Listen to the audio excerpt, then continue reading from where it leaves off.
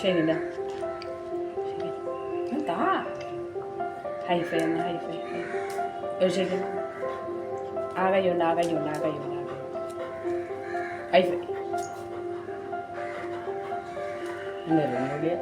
എൻ്റെ റൂം ആക്കി എൻ്റെ റൂം ആവശ്യമില്ല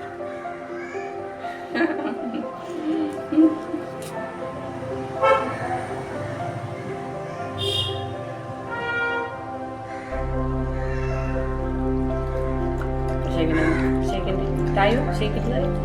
shake it, കയ്യില എവിടെ കയ്യേ shake it, shake it താടി നോക്കിയൊരു സാധനം വേണോ നിനക്ക് shake it വേണോ shake it